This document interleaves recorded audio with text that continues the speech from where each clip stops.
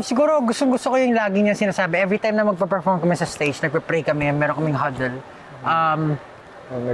Hindi siguro niya, not his words, but his words, yung ang lahat ng nagpapakababa ay tinataas at ang lahat ng tinataas ay nagpapakababa.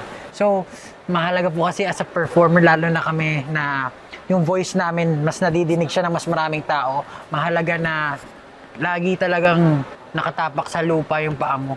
Kasi, yun yung, kumbaga maraming naka-look up sa'yo. And if you're going to be an inspiration for others, kailangan talaga yung mga mabubuting bagay yung maibahagi mo sa kanila. So, apart from the skill, maraming magagaling lahat yan, pero yung attitude hindi siya na basta-basta nakukuha ng maayos. Yun din po actually. And na-realize ko lang ngayon na yung first na kinorograph ni Kuya Jay is Mana.